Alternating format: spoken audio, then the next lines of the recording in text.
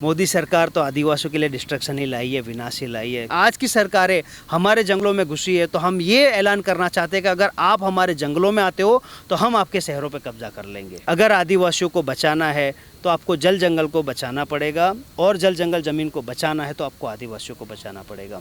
गुजरात में statue of unity बनाकर बताया गया कि विकास हो रहा है। आदिवासियों को आश्वासन दिया गया कि इसमें उनकी भी भलाई है, क्योंकि जब विकास की गंगा बहेगी तो कुछ पानी आप उसमें से इस्तेमाल कर पाएंगे। विकास की गंगा मतलब कॉरपोरेट विकास या इस तरह सरकार द्वारा स्पॉन्सर्ड विकास तो होता रहा है, उसमें आदिवासियों के लिए चुल्लू भर पानी भी नहीं नसीब हुआ। यानी जब वो छोटी मोटी दुकानें लगा करके वहाँ पर किसी तरह से रोजगार करना चाह रहे थे तो उसे भी अब तोड़ दिया जा रहा है। पिछले एक हफ्ते से जिस तरह की तस्वीरें और वीडियो आ रहे हैं वो इस बात को स्पष्ट कर दे रहे हैं कि मोदी सरकार के इस विकास में आदिवासियों के लिए कोई जगह नहीं है।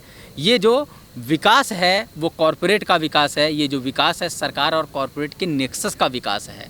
इन्हीं मुद्दे पर लगातार वहाँ पर काम कर रहे, गुजरात राजस्थान में तमाम आदिवासी संगठनों के साथ जुड़कर काम कर रहे राज वसावा जी से हम बात करते हैं कि वहाँ पर क्या हालत है। सबसे पहले मैं बोलता हिंदुस्तान को धन्यवाद देना चाहता हूँ कि सिर्फ आपका हिंदुस्तान है वही बोल रहा है, बाकी का जो हिंदुस्तान है वो आज भी गूंगा और बहरा है। क्योंकि आज में पूरे देश में जो हालात है, इतने बड़ा जो आदिवासियों का एक समुदाय है उसको विस्थापित किया जा रहा है, किया गया है ऑलरेडी बहुत सारे प्रोजेक्ट के तहत। चाहे आप नर्मदा डैम देख लीजिए, अदर डैम्स देख लीजिए, दूसरे जितने भी प्रोजेक्ट है उसके तहत हज़ारों लाखों आदिवासियों को ऑलरेडी विस्थापित कर दिया गया है। और ये जो अभी आपने जो कहा कि स्टैच्यू ऑफ यूनिटी, वो 3000 करोड़ का उसका प्रोजेक्ट नहीं है, उसका ओवरऑल जो प्रोजेक्ट का जो कॉस्ट है 9,500 करोड़ रुपए है। 9,500 करोड़ रुपए, और उसमें से ज़्यादातर जो अमाउंट है वो ट्राइबल की ग्रांट से यूज़ किया गया है। कहने का हमारा ये मकसद है, अगर आप डेवलपमेंट करना चाहते हो तो उनका जो सरदार वल्लभ भाई पटेल का जो जन्म स्थान है वहाँ पर आप करें। 10 एकड़, 15 एकड़, 20 एकड़ वहाँ पर जो आपको ज़मीन लेनी है वहाँ पर लेकर आप स्टैच्यू बनाइए, वहाँ पर उसको डेवलप कीजिए। या किसी डेजर्ट में या जहाँ पर कोई जनजीवन नहीं है वहाँ पर आप डेवलप कीजिए। जैसे स्टैच्यू ऑफ लिबर्टी है जिसने समंदर में यूएसए ने वहाँ पर एस्टेब्लिश किया है। तो आप किसी एक स्टैच्यू के लिए, एक मोन्यूमेंट के लिए 72 गांव के आदिवासियों को करीबन 70,000 जो परिवार है, 70,000 परिवार को उन्होंने विस्थापित किया है। 70,000 परिवारों को विस्थापित तो किया है, लेकिन जो उनको मुआवजा मिलना चाहिए वो नहीं मिला।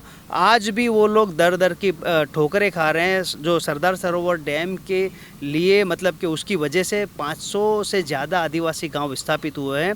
उनकी तीसरी पीढ़ी आज भी वो फाइट कर रही है रीएम्बर्समेंट के लिए। अभी जो तस्वीरें आ रही हैं दिखाया जा रहा है कि छोटी मोटी दुकानें जो आदिवासी समाज के लोग खोले थे उनको भी तोड़ दी गई और वहाँ से हटाया जा रहा है। क्या क्या वादा किया गया था? कुछ बताया गया था कि विकास में आपकी भी भागीदारी होगी? जी, फर्स्ट ऑफ ऑल क्या हुआ था, ये जो एरिया है वहाँ पर जो ज़मीनें ली गई, उनको पहले ऐसा कहा गया था कि अगर स्टैच्यू ऑफ यूनिटी यहाँ पर बनता है तो यहाँ का जो विस्तार है उसका डेवलपमेंट होगा, आदिवासियों का मतलब डेवलपमेंट होगा।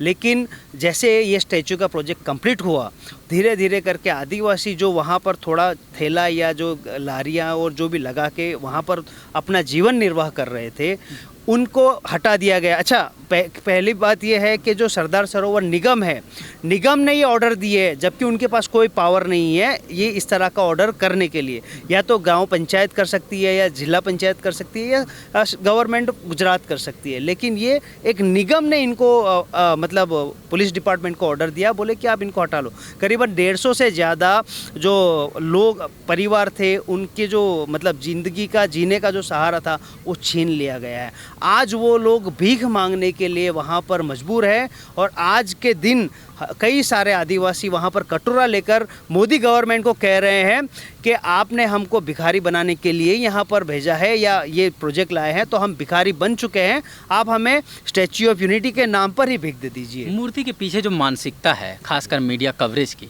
उस पर भी हम लोग बातचीत करते हैं। उत्तर प्रदेश इसका गवाह बना जब मायावती 2007 में पूर्ण बहुमत की सरकार पाती हैं तो उन्होंने तमाम उन दलित, पिछड़े, आदिवासी नायकों की, तमाम बहुजन समाज के नायकों को वहाँ पर स्थापित किया, ये बताते हुए कि उनका क्या योगदान है। यानी इस देश में जिस तरह की चीज़ें नहीं पढ़ाई और बताई गई, जिनके इतिहास मिटाने की कोशिश हुई, वो किया गया। तब भी मीडिया ने जमकर इस तरह से कवरेज किया कि मूर्तियों पर पैसा खर्च करना पैसे की बर्बादी है। ये चीज़ बड़ा स्पष्ट किया गया, कैंपेन चलाया गया। दूसरी तरफ गुजरात में मूर्ति बनाई जाती है, आप तो कह रहे हैं कि 9,000 करोड़ के आसपास का वो पूरा प्रोजेक्ट है, उसका प्रोजेक्शन दूसरी तरह से होता है। जैसे कि एक ऊंची सी एक सिंबॉलिक मूर्ति से ही सारे विकास के दरवाजे खुल जाते हैं। क्या आप लोग समझ पाते हैं कि ये जो मूर्ति को लेकर भेद है और जो मूर्ति के पीछे, कवरेज के पीछे मीडिया का जो खेल है, उसे आप समझ पाते हैं? क्या हम जानना चाहेंगे? देखिए, आज की तारीख में इस देश को मूर्ति की ज़रूरत नहीं है। आज हमारे लाखों बच्चे मतलब कुपोषण से पीड़ित है। हमारी कई महिला बहनें, बेटियां, उनके जो हीमोग्लोबिन का जो लेवल होना चाहिए 9%, 11%, वो कई ज़्यादा महिलाओं में वो बहुत कम है। आज भी माताएं मतलब डिलीवरी के टाइम पे उसकी मौत होती है, या तो बेबी की मौत होती है या उसकी माँ की मौत होती है।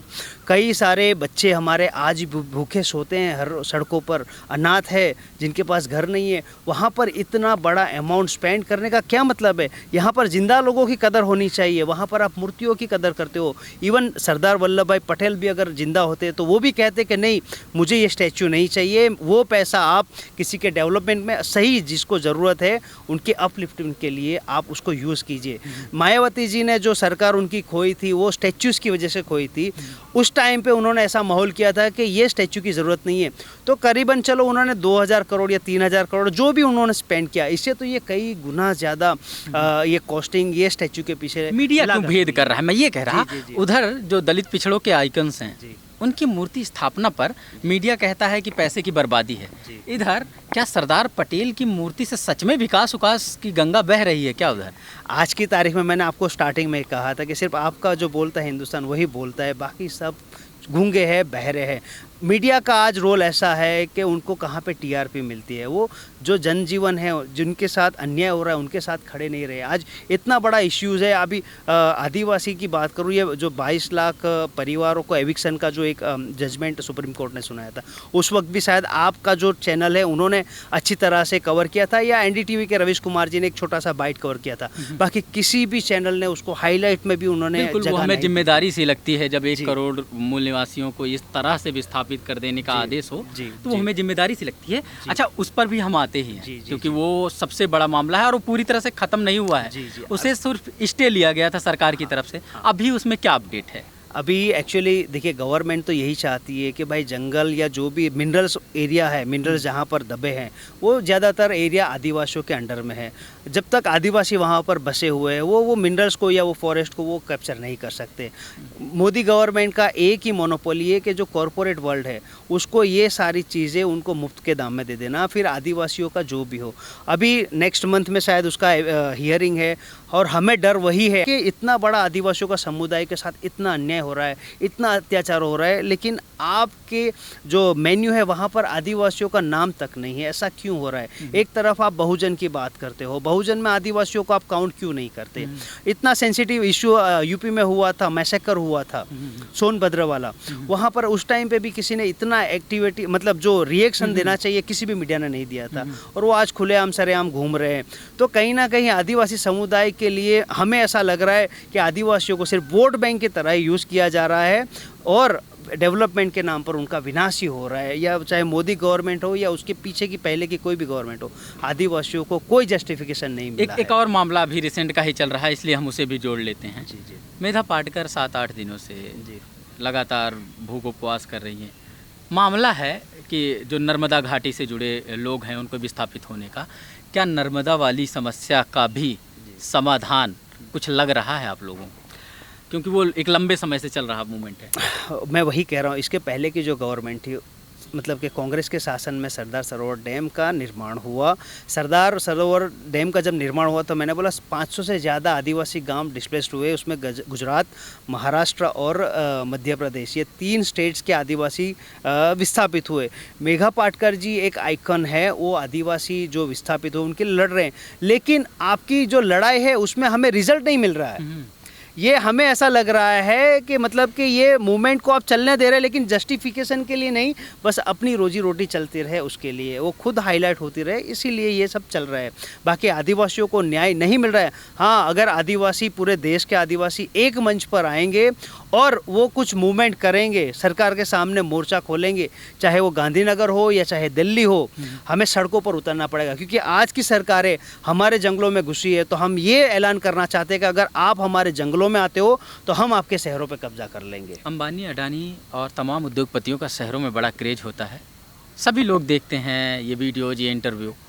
शहरों में बताया जाता है, खासकर इंजीनियरिंग और मैनेजमेंट लाइन के छात्रों को, कि विकास का मतलब होता है कॉरपोरेट।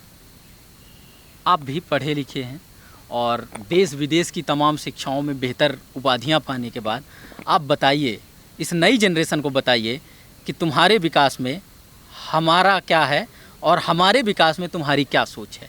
इस पर आप कुछ स्पष्ट करना चाहें नई जनरेशन को।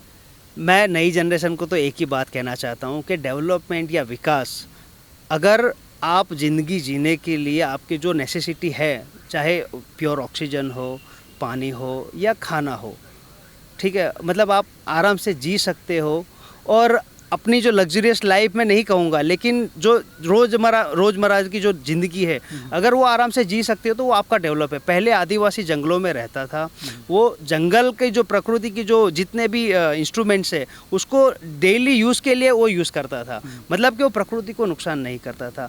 डेवलपमेंट ऐसा होना चाहिए कि हम डेवलप ज़रूर करेंगे, आप बिल्डिंगें बना लीजिए, लेकिन उसके लिए फॉरेस्ट या जो दूसरे संसाधन है उसको नुकसान मत के पहुंचाइए। दुनिया के दूसरे देशों ने भी बहुत अच्छा डेवलपमेंट किया है, लेकिन वो प्रकृति या हमारे जो इंटेलेक्चुअल पीपल है वो ये कहते हैं कि भाई प्रकृति को नुकसान पहुंचाओगे तो वो इनडायरेक्टली, आज देखिए ना ग्लोबल वार्मिंग हो रहा है, ठीक है ना, इनडायरेक्टली आप सब मेल्ट हो रहा है, ग्लेशियर मेल्ट हो रहा है, लेकिन वो आफ्टर ऑल इंसान को ही भुगतना पड़ेगा। तो मैं ये कह रहा हूँ कि डेवलप कीजिए, लेकिन इस तरह से नहीं कि आप कुछ सालों बाद या कुछ पर्टिकुलर जनरेशन के बाद आप अपनी पृथ्वी को ही ख़त्म कर। बिल्कुल, आखिर में बातचीत के जी, मोदी सरकार के लगभग 6ठा साल हो गया है। जी, मोदी सरकार को किस तरह से देखते हैं?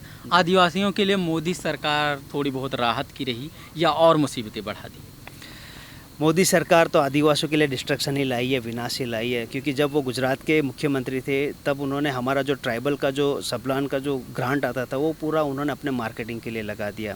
जब वो केंद्र में उन्होंने सरकार बनाई है तो पहले अनुसूची 5, अनुसूची 6 का थोड़ा बहुत भी अमलवारी पूरे देश में हो रहा था, वो सब ख़त्म हो गया है।